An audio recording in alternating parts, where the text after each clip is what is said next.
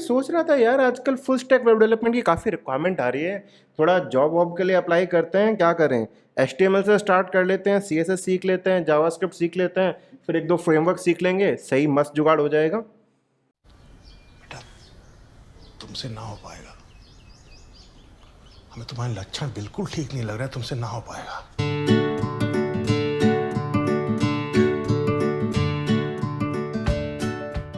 तो hello guys, आज की वीडियो में हम समझने वाले हैं फुल स्टैक वेब डेवलपमेंट के बारे में। क्या है फुल स्टैक वेब डेवलपमेंट? कि आपको फ्रंट एंड, बैक एंड और डेटाबेस, इन तीनों को समझना आना चाहिए, इन तीनों को आपको इंप्लीमेंट करना आना चाहिए, उनको आपस में कनेक्ट करना आना चाहिए, ठीक है। और उसके लिए सबसे फेमस लैंग्वेज आपके पास में जावास्क्रिप्ट ट्रेंडिंग में है, और करस्पॉन्डिंग काफ़ी जॉब्स, काफ़ी अपॉर्चुनिटीज़ भी अवेलेबल हैं।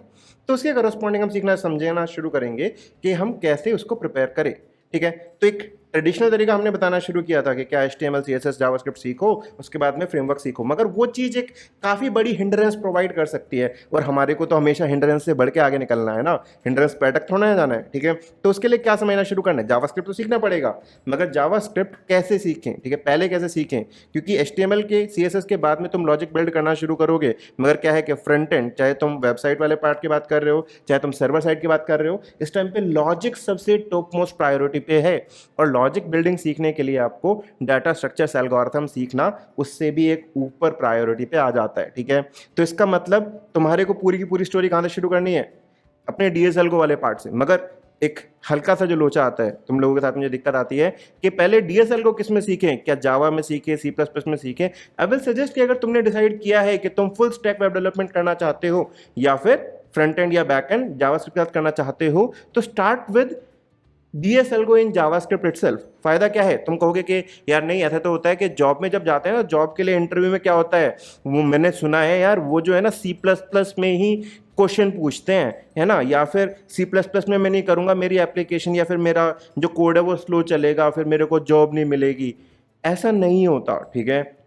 अपन लोगों ने बहुत सारी जॉब्स के लिए अप्लाई किया हुआ है, अपनी पूरी टीम ने सब कुछ बहुत एक्सपीरियंस किया हुआ है। ऐसा नहीं होता कि अगर तुम C++ में कोड करोगे तभी जॉब लगेगी, ठीक है, C++ में इंटरव्यू दोगे तभी जॉब लगेगी। तुम C++, जावा, पाइथन, जावास्क्रिप्ट, स्पेशली कई सारी लैंग्वेजेस जो स्पेसिफिक जॉब के लिए मांगते हैं, और उसमें जावास्क्रिप्ट की डिमांडिंग जॉब वैसे भी बहुत ज़्यादा है, ठीक है। तो उसके corresponding if you are coding in JavaScript, that is good enough.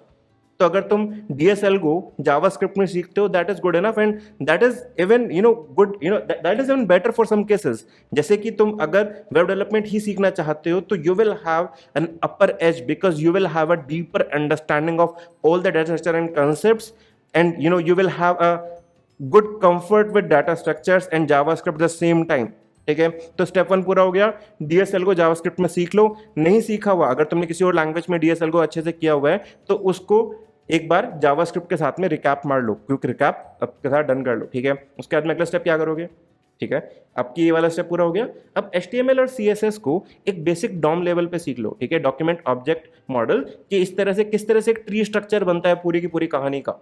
अब ये वाला पार्ट मैं पहले सीखने के लिए बोल रहा हूँ रिएक्ट से, मगर मैं ये नहीं बोल रहा कि इसको डिटेल में सीखना है। क्यों डिटेल में क्यों नहीं सीखना, क्योंकि जब तुम रिएक्ट सीखने वाले हो, तो रिएक्ट के अंदर जो टैग्स की जो लिस्टिंग रहती है, एट्रीब्यूट्स रहते हैं, वो कहानी काफ़ी डिफरेंट हो जाती है, ठीक है, काफ़ी डिफरेंट हो जाती है। मगर क्या चीज़ तुम्हारे लिए इंपॉर्टेंट रहेगी कि सही में ऑब्जेक्ट बन कैसे रहा है और मैनिपुलेट कैसे हो रहा है। तो उसके लिए हमारे को HTML CSS जावास्क्रिप्ट का बेसिक अमलगम हमारे को फ्रंट एंड में कैसे यूज़ करना होता है वो सीखना पड़ेगा, ठीक है।